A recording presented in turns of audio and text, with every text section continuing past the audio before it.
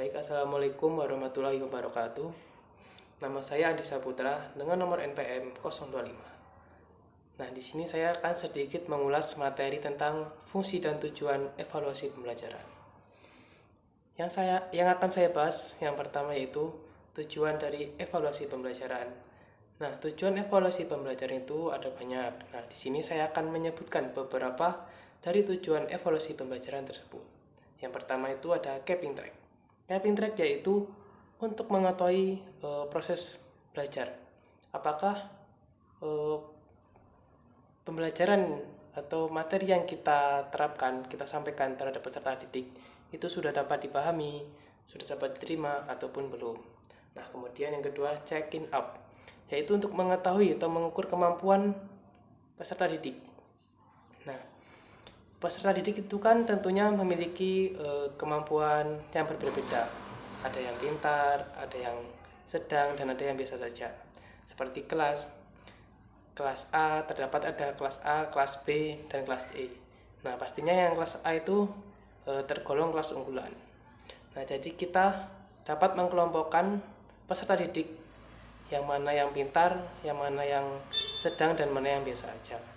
Kemudian yang ketiga, finding out. Finding out itu untuk melacak, untuk mengetahui kekurangan atau kelemahan peserta didik.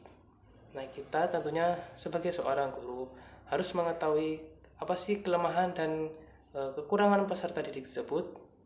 Bisa saja disebutkan oleh faktor internal ataupun eksternal.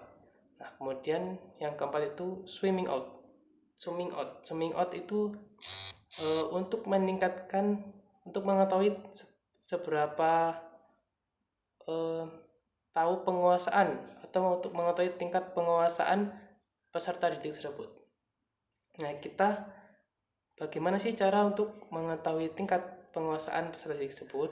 Nah, kita sebagai seorang guru bisa saja memberikan pertanyaan ringan tentang apa materi yang akan dibahas ataupun materi yang kita bahas sebelumnya.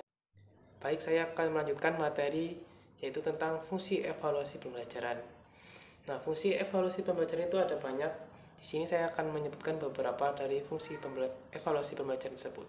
Yang pertama yaitu ada fungsi diagnostik, yaitu untuk mengetahui bakat peserta didik atau bakat siswa.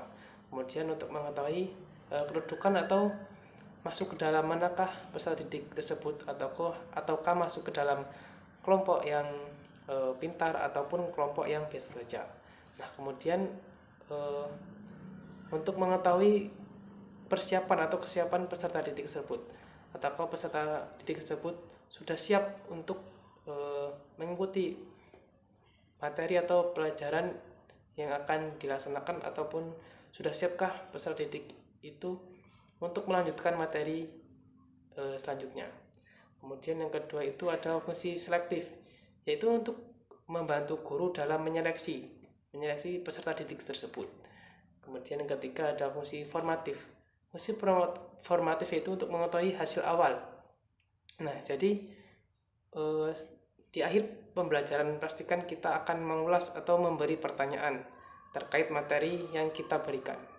Nah, kira-kira peserta didik tersebut dapat menerima atau dapat mengetahui atau menjawab pertanyaan nggak sih dari seorang guru. Kemudian fungsi sumatif. Nah, fungsi sumatif ini untuk mengetahui hasil akhir.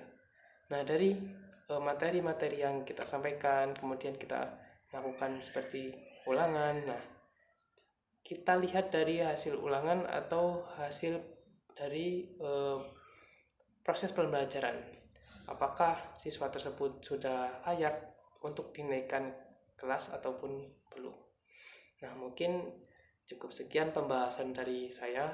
Jika ada kekurangan atau kesalahan, saya mohon maaf. Saya akhiri. Wassalamualaikum warahmatullahi wabarakatuh.